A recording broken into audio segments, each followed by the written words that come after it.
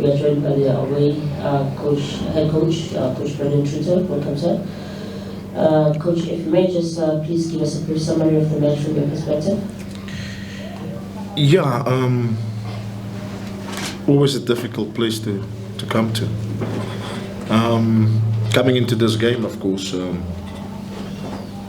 have to formulate, first put it into context what you are coming to face, the environment that you are playing in, and what you are facing. And then, of course, formulate the game plan from there.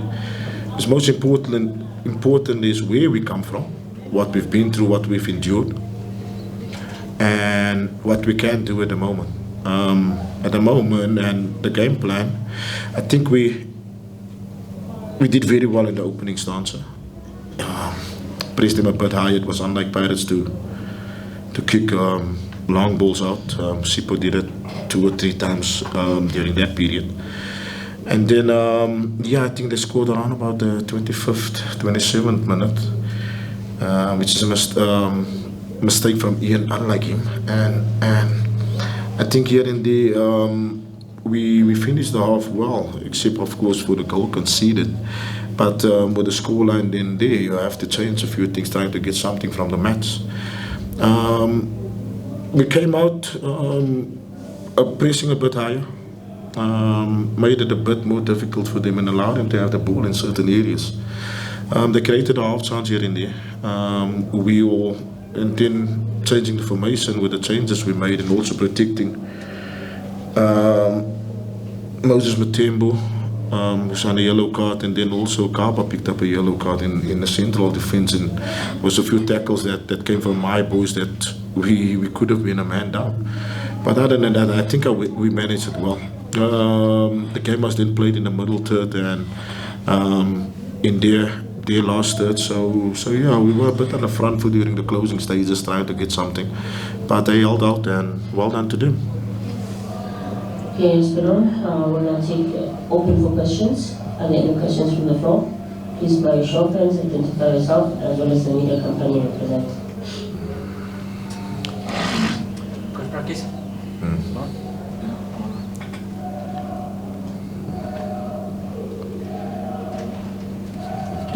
Coach Prakis, Chair from SABC.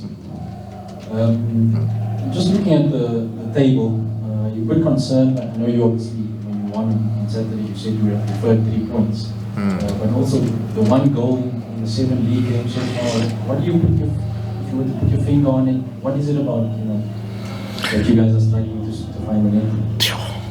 I think lack of quality, lack of maturity in the last third. If you watch the game tonight as well, our final decisions is baffling at times, even for me. And you have to work these things on training. In the last couple of weeks, we didn't have time, to be honest. I think we had Sekakune, we had Stellenbosch, then we had Cape Town City, and then now Pirates, and now another game on the weekend, the semi-final, and in between we had so much traveling to do in terms of 2 hours from Richards Bay to Durban, and then from there we had to go to Polokwane, come back as well. In between we also had Chippa with that loss as well. So as much as we want to work on it, we saw the delivery of our set plays as well. It's once you work on these things, and it has to be constant, it has to be repetitive, and unfortunately with the amount of fatigue and what the games bring, what the traveling bring as well, we have to be mindful that you are playing league game on the weekend, with a cup game or a league game, and then you come to Pirates as well. So to work on these issues, we need some extended time, and that FIFA break we have to look at. But even with the FIFA break coming, you have to manage that, because the boys are feeling it at the moment, and we are a bit of in a crisis management where that is concerned.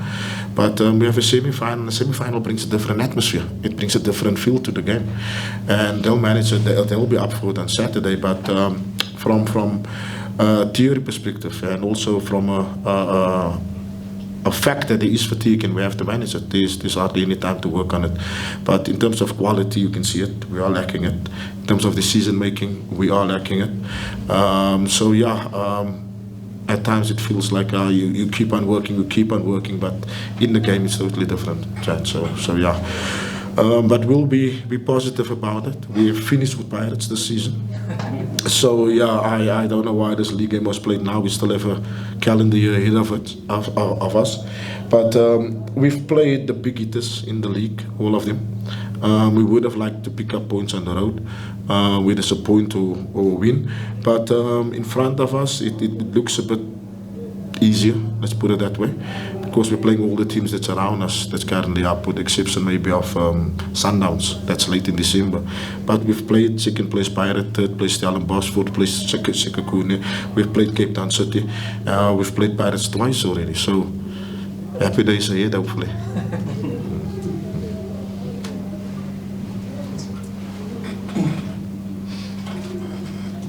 Joseph from Sports Coach. You touched on it a bit, the traveling that happens. You're the most traveled club in the PSL, arguably. I mean, you come from Richards Bay, Devon flight to Joburg, drive to Polokwane again, and all of that. Your physical, conditioning coaches, how much of their work comes in handy, seeing that your boys have given 110% here, despite the result, and then come weekend again, they're expected to run this much? Yeah, 120 minutes before this, coming into this game as well. It's always difficult, to be honest. Look, the support structures have to be in place. The recovery protocols you have to go through as well, and for the body to recover, a lot of things come into play. Nutrition, for example, you understand. We can't be thinking about. No, let's park there. But anyway. Yeah, the conditioning is we work to a certain level during the preseason, and then we work on maintaining that level. I understand it, and the game brings that. But in terms of managing fatigue, the ice baths, the recovery leagues, the nutritional part, the rest days, the saunas, the massages, all of that. That's why the top teams, the Pirates, the Chiefs, the Sundowns, have staffs of 24 members. I understand, so they are well taken care of. Some of us, we don't have that luxury, let's put it that way. Coach, hard luck on the loss here from kickoff. Coach, you said last Saturday that Orlando is a difficult place to come to, just one goal being the difference. Is this a game that you look at and feel you could have got something out of it and are able to pick out where it went wrong tactically? Yeah, first of my hat off to the Ghost. Good atmosphere they created. It was singing for the whole 90 minutes, and you don't get it anywhere in the country. So well done, and to the Pirate supporters in there. But having said that, I think Ian spilled that ball. It's unlike him as well, and then we reacted slowly. It's during not the critical phase of the game, but where the game becomes a bit more open, between the 15 and the last 30 minutes. So exactly, they scored in that period, the last 15 minutes, and until then, I think we managed them well. They did give us some problems with the diagonal passes in the midfield to feed, with the penetrators in the midfield, then they overloaded on the sides. They did give us problems, but it was nothing that we couldn't manage. I think the 1v1s on the side, we dealt with it fairly well. Nakota and Mafokeng as well, you understand, but they did manage to get it shut off, and something we spoke about Mbata, his qualities outside the penalty area, for King as well. They are capable of hitting that 25-yard, 30-yard balls. So yeah, we were late to close it down, and then Ian spilled it, and then they touched on from that. Other than that, it was all half chances. I think the most glaring one was maybe now Waka Salem coming on and getting that one they could have scored. But yeah, and then we were on the front foot a bit. We changed the formation into a 4-2-3-1 instead of a 3-4-3, and yeah, then we went a bit 1v1 in the press as well, which made it a bit difficult and put them on the press high in the pitch. And yeah, then we looked in like we're in the game, but yeah, it was a little too late. Coach, it's really obviously on the goal scoring issue. I think only Sanele Bonds is the player that left in terms of what we see that's different from last season, except obviously the new players. I think you have players like Butuma, Omelo, who scored goals for fun in youth level. But if we see them now this season, they're everywhere besides the box. Why is that? Like these talented youngsters coming into the first league and they just never running into the box. Very, so but Bonds is it now. yeah, very good observation there, Lorenzo. And I'll answer it for you. Barnes being the main supplier and the goal scorer was a big player to lose for the team. If you look at the stats of last year for the whole season, it was 20 goals scored. 20 goals scored, so it's nothing new at Richards Bay. And then of course, Batuma 2 goals in the 2 season. And then you have to look at Sibanyoni in the first division who scored 8 goals. I understand, so you have to look at these stats, and once you're faced with that stats, it doesn't lie. And then you look at your main supplier who's not there, and then you look at the deliveries that comes on, then you have to say, wow. And once as a coach, once you're at PSL level, and you need to coach technique, you are coaching under 13 and under 11 passing drills and technical elements. The game at a higher level should be focused on tactical elements, and I'm still coaching technique. So yeah, we sold our best player, and I'm not saying we didn't get that type of player back, but the youngsters that we produced, we look at that at the positives. I think Spuzo was brilliant when he came in for Satebe. Very good outing for his debut as well. Bomelo was he is on the 20 international. He's a bright prospect, but it's also potential and talent that you need to merge to produce the Mabasa, the Magopa, whoever. You understand? So it's tough work, but I welcome the challenge, and hopefully we'll get it right. But youth level is a bit more freedom. Not so much structured, but about the individual that you promote, and yeah, it's about results. So there's a big difference at the moment, but I'm sure you can see what I'm talking about. Take the final 2 questions. Senator Kramer. Good evening, Coach. Coach, I like the result. In your opening remarks, you spoke about Orlando being a very difficult place to come. What is it that makes this place so difficult? Because you're actually not the first coach to speak about it. Obviously, you wouldn't want a cup of coffee here. So what makes it so difficult? And secondly, the opposition coach marks his 100th game here, over 60% win percentage. What's your words to him, having reached that milestone? Yeah. First and foremost, the environment. The current Pirates team has made it a fortress.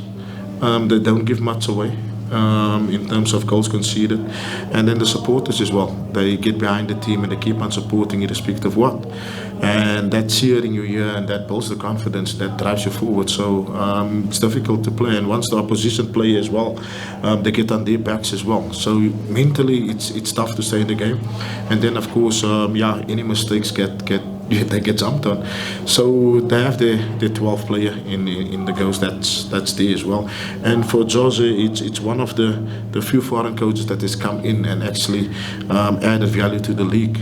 So hats off to him as well. We have a good relationship. So yeah, he's brought something different to Pirates, winning some cups in there as well, and now he's top of the table going for the league. So definitely there's some quality there. Definitely is adding to the product as well, and it's bringing some competition to the league. Any takers on the final question? Going once, going okay. There. Coach, it's Stavros from Kickoff. In this situation that you're in, Coach, how do you calculate your blocks in terms of the points that you're aiming for, in terms of what you've got in so far? Because obviously, I'm sure you've got an end target of where you probably want to finish, which comes with a certain number of points.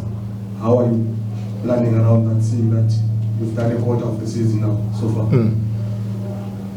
Now there's teams worse off than us now. So yeah, I'm not too worried. Not oblivious to it. Let's put it that way. I got it. But I'm not stressed. It's a team that can play football, that can compete. The goal at this moment is eluding us. Or in the final third, we need to beef up. You understand? We have a transfer window in front of us. We have to keep on working, but we are also a team that doesn't give away much in terms of goals conceded at the moment. So it's something to work on, something to work from as well. And good teams get built from good defensive displays, whether it's high up the pitch or the back. Right now we're on the right track. It's like I said, the opponents we face, the teams we face so far, some big hitters in the league. And once it comes around us and we're playing the guys next to us, and then we can see we can turn it around. But it's about staying in it mentally. It's about believing in what we're doing as well. And I think the players have a very good understanding about where we are and what we need to do. From there as well, we need to look at the patience maybe from where the owners are as well, and not succumb maybe to pressure from this type of questions as well. So yeah, this team is definitely worse off than us, but right now I'm happy with the brand of football we're playing. The last third, it's very glaring. The goals for, it's very glaring as well, but yeah, we'll keep working on it. I think for now we're looking forward to it. Once the 10 games is behind us, we're good to go. Let's put it that way.